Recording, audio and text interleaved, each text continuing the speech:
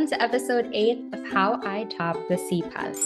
So today we're going over the third subject, 3 out of 6, halfway point. Thank you for staying with me. And that will be MS, or what I always call MAS, or Management Advisory Services. So I think a lot of people love maths. Maths is actually it's the shortest coverage out of all of the board exam subjects, because what was originally a part of it, cost accounting, was then transferred to a FAR already. So it became shorter and it's the easiest to go through also. Yes, maths ended up tying with a FAR as my highest subject. So first and second place go to a FAR and maths equally. I did see some people though who got like, I think 96 or 97 in maths, which is crazy. Like, props to you. Mine wasn't as high as that. It was good enough. Like, I was very satisfied with it because the general experience, one thing I wanted to touch on was that in our LECPA last December 2024, maths actually turned out to shake expectations. What a lot of people were expecting to be the easiest subject actually became the hardest subject for a lot of people, because the maths questionnaire ended up like seeming foreign. I think the kind of questioning and probably some questions really shaked a lot of people, how they were phrased, what they were asking for, and just the fact that like when you would look on your calculator, when you would try to calculate, the choices don't come up. And I really faced that too.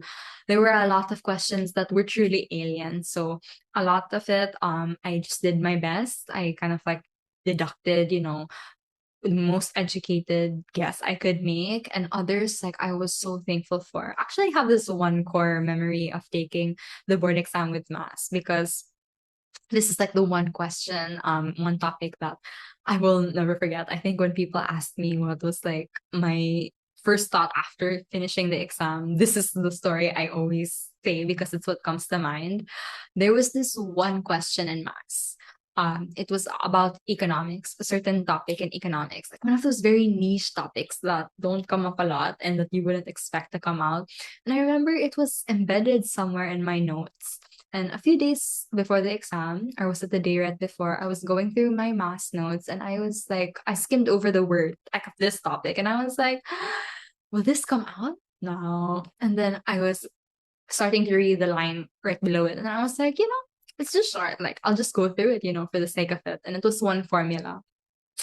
And the formula came out, and I was so like, I was like in the exam, and I was just in shock. Like, oh my gosh, what if I had skipped that line? Like, what if I didn't actually review this? And then, when you kind of like get shaken during the exam, going over something that you're supposed to know, but you didn't. And it's because you didn't do something. So a little overthinking like that. But in this moment, I was just really like so amazed at like the world and like divine intervention.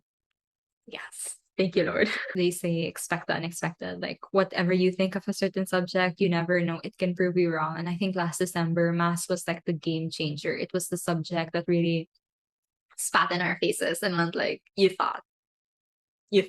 But overall, coverage wise, maths is still really the shortest. So I'd say it's also a really good subject to focus on at the first stages of your review. And then it's like easier to master.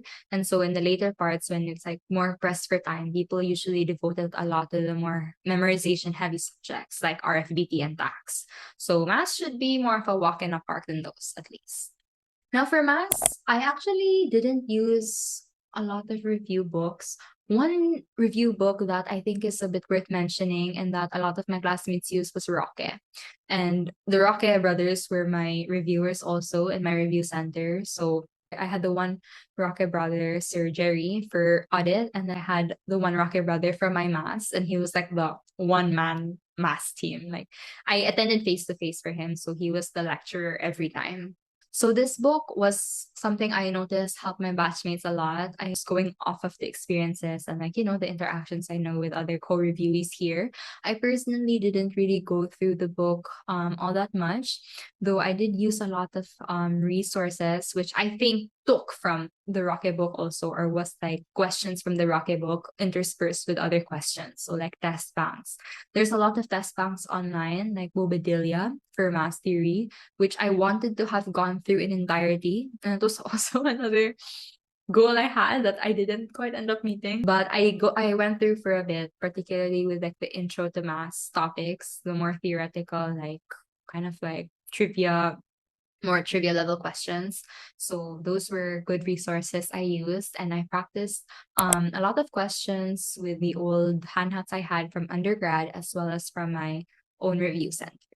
So math wasn't a lot of more books based for me. I think it was a mix of resources, trying out different things, and also not just like limiting myself to one book, to one author, or to one kind of questioning. Because as we later on firsthand experience during the actual exam, the questions in math can definitely come in like a foreign type of questioning. So it's good that you practice yourself with the different ways and different kinds of questions. This is applicable to all subjects. So the mass coverage starts with management accounting. Shout out to all the CMAs out there.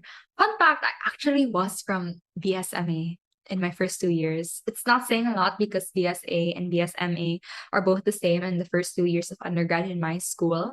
But just like to maybe a bit of address, there's like a certain kind of stigma around management accountants that we were like facing back then in our first years of undergrad. Nothing personal, but it was just like, I think for a long while, people were seeing the SME as like, for lack of a better word, a lesser than course. But honestly, it's been emerging a lot now. There are so many people I know who are in DSMA who graduated and who became CMAs, and it's honestly amazing. It's also developing a lot more nowadays, and there's like the CMA US exam for those who want to take. So respect the management account.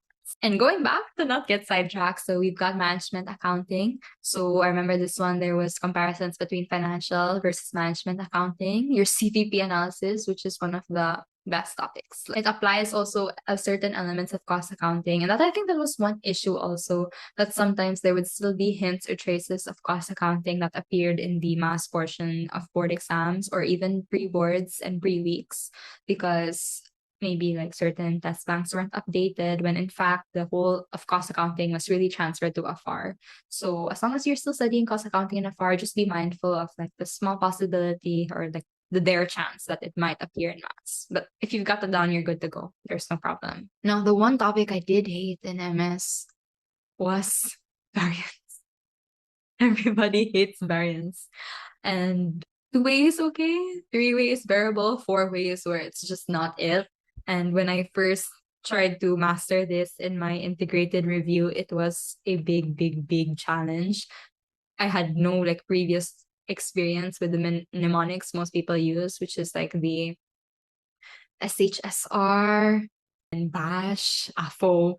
It was a process, but when I did my review, that was wherein I practiced it, and I really did take a lot of time to answer standard costing and variance analysis problems. I think those were probably the topics for which I practice problems the most. We've also got, yeah, your usual techniques for decision making. So a bit more here on the linear regression analysis, also probability analysis, decision tree making, and yeah, linear programming. So I remember there was that one mnemonic that was helpful for a lot, which was A nab x, and then the adapted version of that multiplied with with the summation of x. So if you don't get that, don't worry. You'll go through that when you're reviewing, or if in a review center, I think a lot of areas and resources use that. So that was just one helpful tip I remember that was like always memorable for me. So that helped me remember linear programming a lot.